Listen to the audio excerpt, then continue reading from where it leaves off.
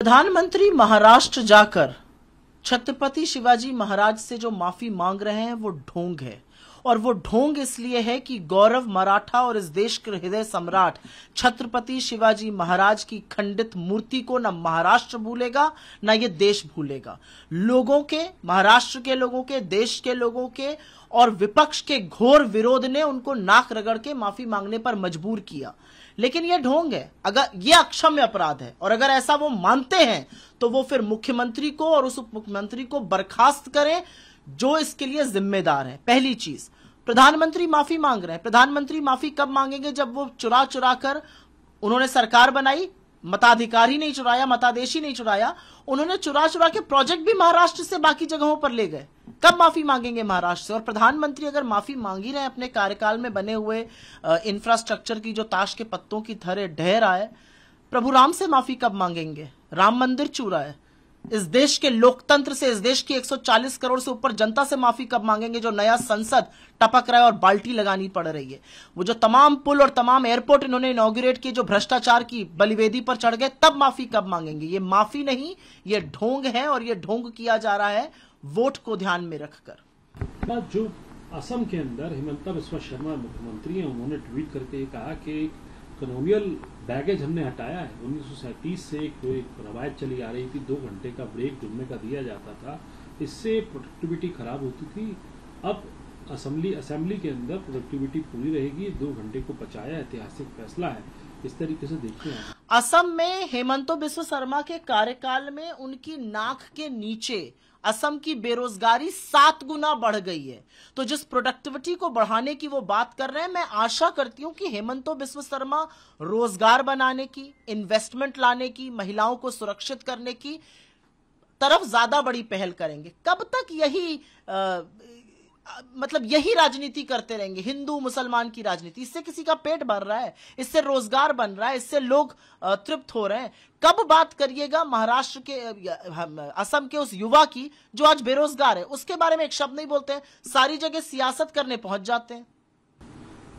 सियासत की बात करके सियासत हो रही है कोलकाता के अंदर भी। बीजेपी टीएमसी आमने सामने है। ममता बनर्जी चिट्ठी लिख रही है प्रधानमंत्री को, कह रही है कि कई ऐसी चीजें हैं, कई ऐसे प्रावधान हैं जहां मेरे पे जुडिशियल ऑफिसर को अपॉइंट करने की पावर सेंटर के पास है, उसको आप स्ट्रेंथन करिए। इसके अलावा बीजेपी वहां लगातार प्रोटेस्ट कर रही है, लगातार वहां पर जो है धर्म प्रदर्शन कर रही है वहां पर। यहाँ तक कि राजनाथ सिंह जी ने केरल के अंदर तो यहाँ तक बयान दे दिया कि शर्म की बात है, एट्रॉसिटी हो रही है, इतने कदम उठाने के बावजूद महिलाओं पे अत्याचार हो रहे हैं, लेकिन कई राज्य सरकारें जो हैं उन चीज़ों को नहीं समझती। एग्जाम्पल दिया उन्होंने बाकायदा कोलकाता के इंसिडेंट का। कैसे देखें?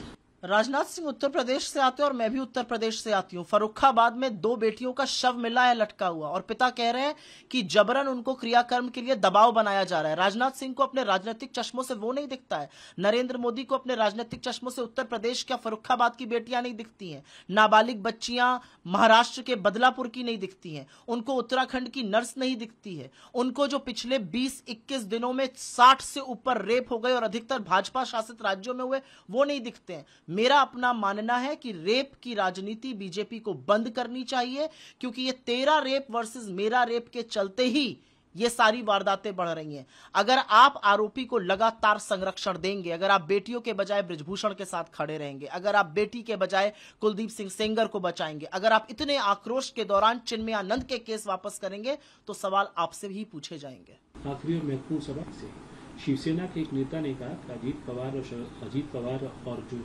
एनसीपी के नेता हैं, जब उनके साथ हम खड़े होते हैं तो उन्हें उल्टी आती है। इस तरीके का महाराष्ट्र की राजनीति महाराष्ट्र के लोग तय करेंगे, और महाराष्ट्र के लोगों ने मन बना लिया है एक बड़े परिवर्तन का। देखिए, महाराष्ट्र वो प्रांत है, महाराष्ट्र वो प्रदेश है जहां से बड़ी बड़ी क्रांतियां शुरू हुई, चाहे वो महिला सशक्तिकरण में सावित्रीबाई फुले की क्रांति हो, चाहे वो अंबेडकर जी की जन्मभूमि हो, ऐसी तमाम क्रांतियां महाराष्ट्र से शुरू हुई। छत्रपति शिवाजी महाराज इस देश के गौरव हैं। उनके साथ जो किया बीजेपी ने, जिसने बनाया वो भी बीजेपी का था, जिस कार्यकाल में बना वो भी बीजेपी की सरकार थी। एक आंधी से 9 महीने के अंदर मूर्ति खंडित हो जाती है और पीएम को लगता है वो माफी मांगकर निकल जाएंगे। 67 साल से नेहरू की अनावृत मूर्ति आज तक लगी हुई है महाराष्ट्र में। मोदी जी शायद ये भूल गए कि महाराष्ट्र अपनी अस्मिता के लिए, अपने गुरूर के लिए और अपने इतिहास के लिए जाना जाता है।